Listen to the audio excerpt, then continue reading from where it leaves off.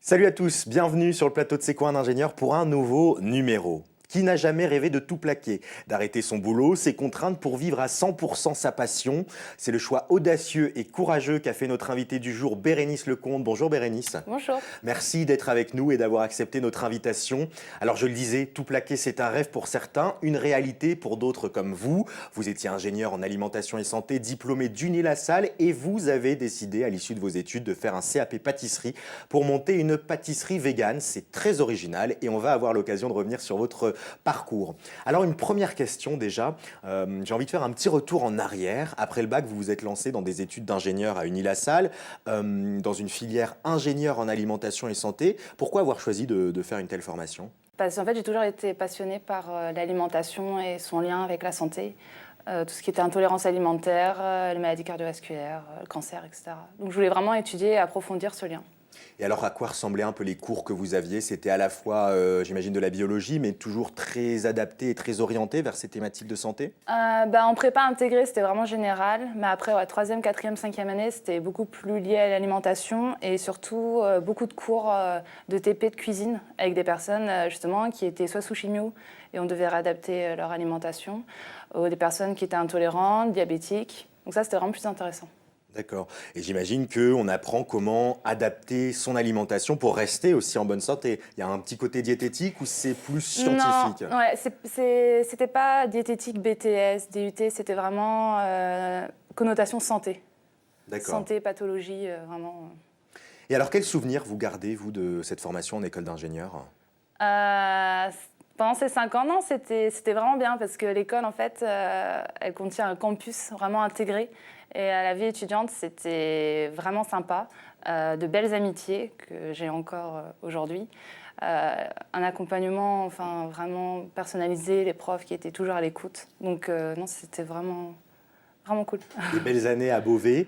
Ouais. Vous avez eu l'occasion d'effectuer un stage à l'international. C'était important pour vous d'avoir une telle expérience? À Toronto, ouais, c'était la première fois que je prenais l'avion. C'était assez flippant.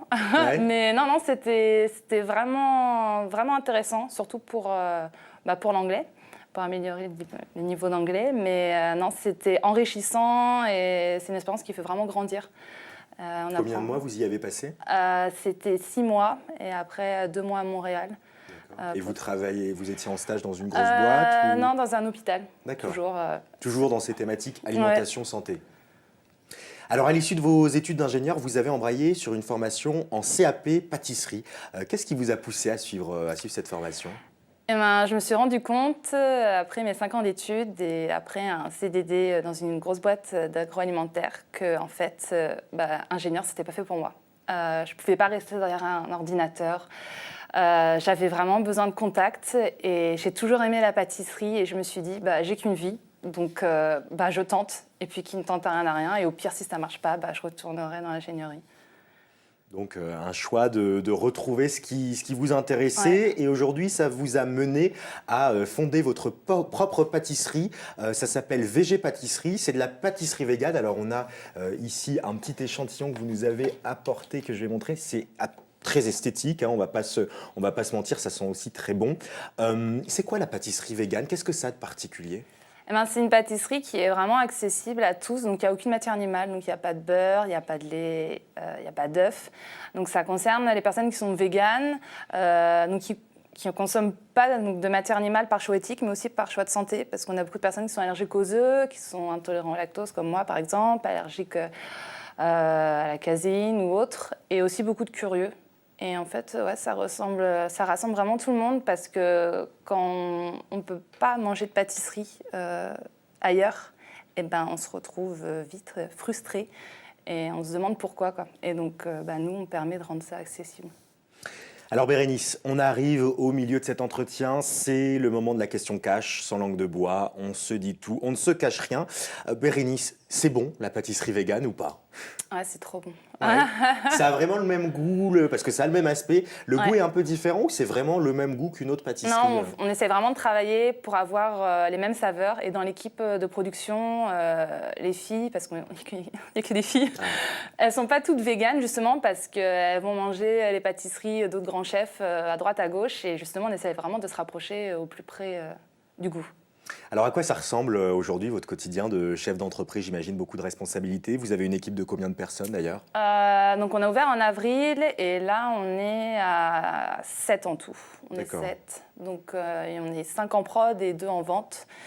Et le quotidien, c'est 4h, 19h, 6 jours sur 7. Bon là c'est voilà, C'est dense, c'est dur. avec des pics au moment des périodes de fête aussi, il y a Ouais. des périodes un peu intenses. Et vous faites quoi du coup? Vous avez multiples casquettes, à la fois le côté administratif, vous faites aussi des créations culinaires, vous êtes un peu Euh, partout? Ouais, moi je suis plus en prod bien sûr, après tout ce qui est gestion bien sûr des commandes. Mais ouais, c'est administratif. Bon, après il y a tous les comptas, etc. qui font leur travail, mais toutes les factures, enfin il faut avoir beaucoup de casquettes. Plein de casquettes, jongler aussi. Moi, j'imagine que quand on monte une activité de pâtisserie, évidemment, les compétences que vous avez acquises en CAP de pâtisserie, c'est ce qui vous permet d'avoir un rendu aussi beau. Mais mine de rien, comment les cours que vous avez suivis en école d'ingénieur, ils peuvent vous aider au quotidien de chef d'entreprise? Déjà, pour le diplôme d'ingénieur alimentation et santé, c'est vraiment en fait trouver le rôle de l'œuf dans une recette, parce qu'en fait la pâtisserie c'est de la chimie, donc vraiment trouver le rôle de l'œuf et le changer. Après, pour créer son entreprise, ingénieur, c'est vraiment durant ces 5 ans d'études, on a vraiment été encadré et en fait on ne se rend pas compte, mais on a acquis beaucoup de compétences en compta, en juridique, etc. Et on connaît pas mal de choses en fait avant de créer son entreprise et ça aide vraiment. Alors Bérénice, on arrive à la fin de cet entretien déjà. En guise de conclusion, si vous aviez un message à transmettre à des lycéens, lycéennes qui se questionnent sur leur orientation, qu'est-ce que ça serait comme message?